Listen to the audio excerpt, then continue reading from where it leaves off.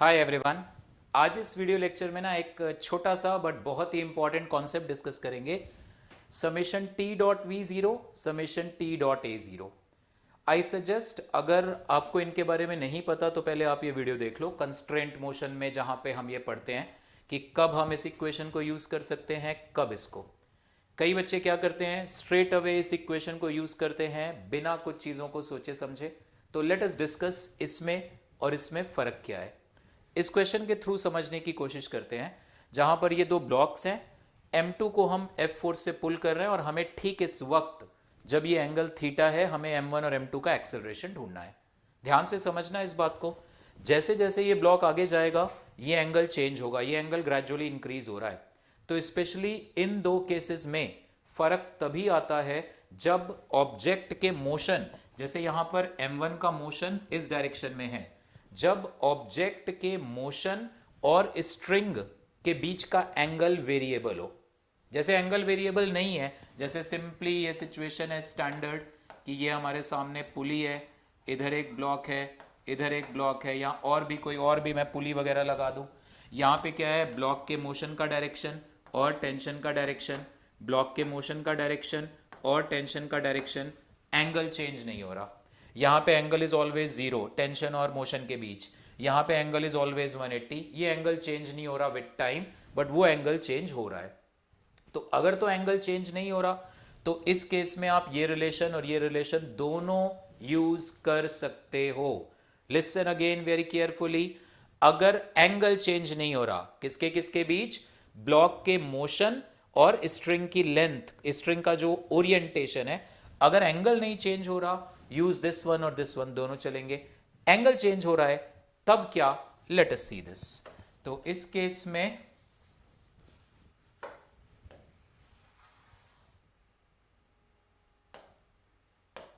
ठीक है। Now in this case ये सिचुएशन है हमारे सामने, तो मान लेते हैं इस पर्टिकुलर मूवमेंट पे इसका एक्सेलरेशन a1 है, इसका एक्सेलरेशन राइट साइड को a2 है, यहां पे रस्सी में टेंशन T, यहां पे भी रस्सी में टेंशन T।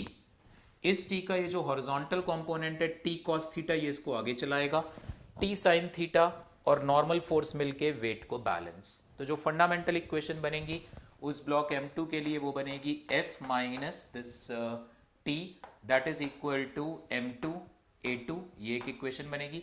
यहां पे T का horizontal component that is T cos theta will be equal to M1 A1, ये इक्वेशन। अब कई बच्चे जल्दीबाजी करते हैं, कहते हैं सर हम एक काम करते हैं, summation of T vector dot acceleration vector equal to zero use कर लेते हैं। अच्छा, कुछ और बातें जो ध्यान रखना, जब भी आप इस रिलेशन को या इस रिलेशन को यूज कर रहे हो, आप खुद से अपने आप से सवाल करो ये किस रस्सी के लिए मैं यूज कर रहा हूं। ये रिलेशंस हम यूज करते हैं for a given, for a particular string. तो मैं ऑफ कोर्स यहाँ पे तो एक ही रस्सी है इसके लिए यूज कर रहा हूं।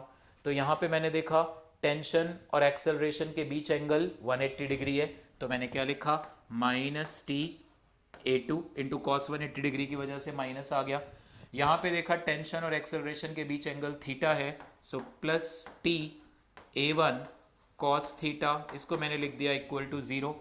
टी कॉमन ले लिया तो यहाँ से आ जाएगा A2 plus A1 cos theta will be equal to zero.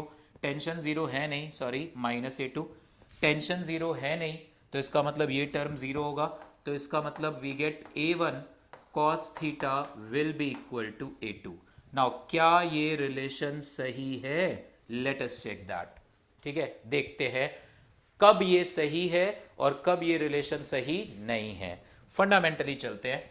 यहां पे मान लेते हैं कि ये डिस्टेंस x है, ये डिस्टेंस लेटस से हमने ऐसे y एज्यूम कर ली, यहां पे y कांस्टेंट है, तो इट्स बेटर y की जगह इसको कुछ कांस्टेंट हम ले लेते हैं, लेटस से h।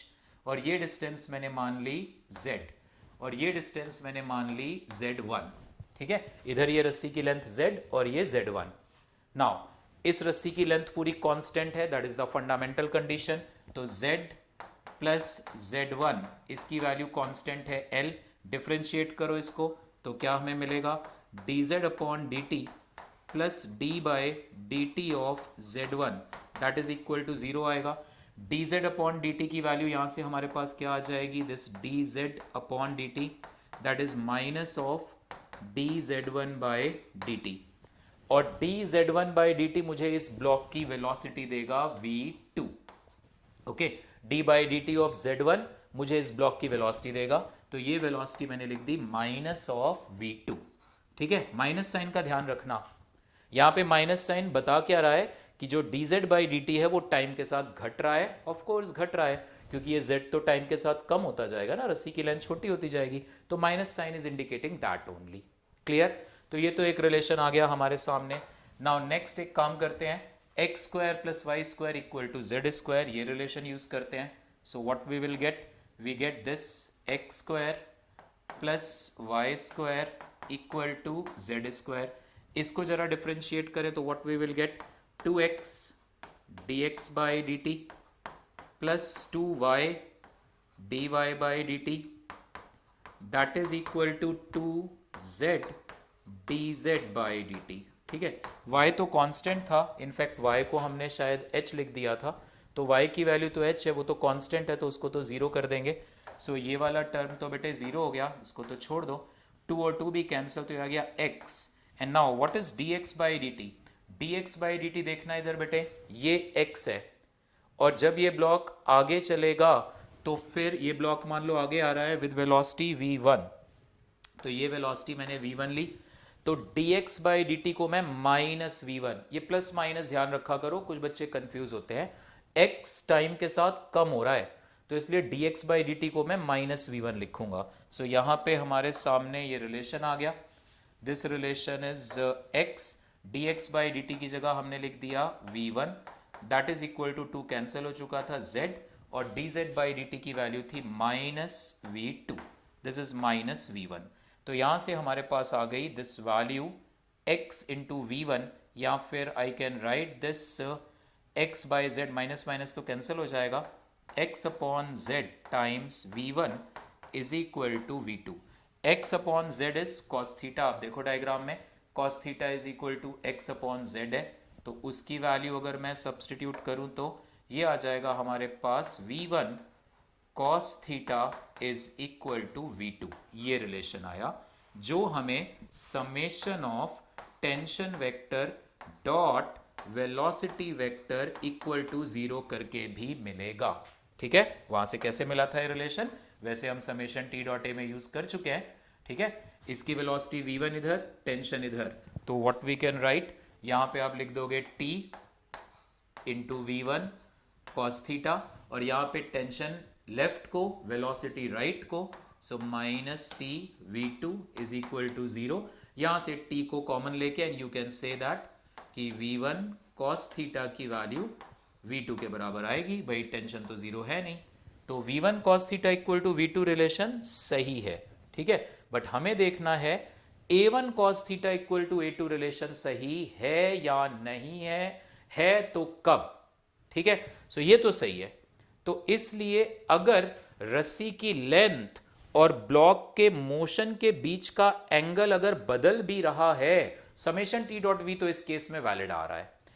अब जरा मैं इसको एक बारी और डिफरेंशिएट करूं तो इस इक्वेशन को जरा, this v1 cos theta equal to v2, on differentiating what we will get, partially product rule लगाएंगे तो क्या आएगा, v1 into d by D T of cos theta plus cos theta into d by D T of v1, this is equal to d by D T of v2, ये relation आया।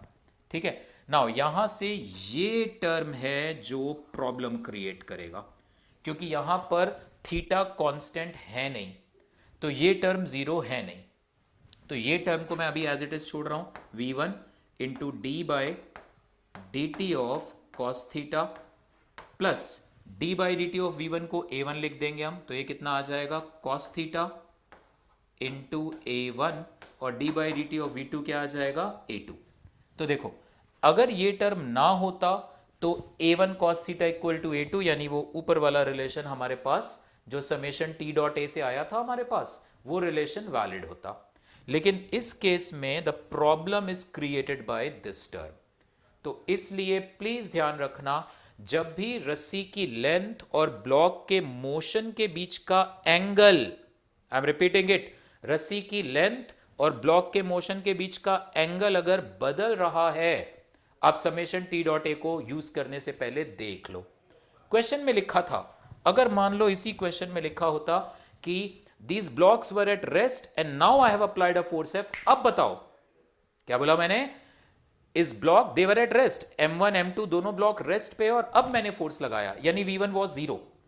तो ठीक उस पल के लिए, उस इंस्टेंट के लिए जब वो ब्लॉक रेस्ट पर थे, तब अगर तुम एक्सेलरेशन का रिलेशन पूछ रहे हो, so if this V1 is equal to 0, question में मेंशन्ड है कि ब्लॉक्स रेस्ट पे थे, अब तुम रस्सी के टेंशन और ब्लॉक के मोशन के बीच का एंगल बदल भी रहा है, स्टिल उस वक्त के लिए ये रिलेशन वैलिड आ जाएगा, this A1 cos theta will be equal to A2। तो इसलिए प्लीज आप ध्यान रखना, summation t dot v equal to 0, summation t dot a equal to 0, फटाफट दोनों रिलेशंस को यूज करने से पहले सोच लेना, ठीक है। Thanks for watching the video.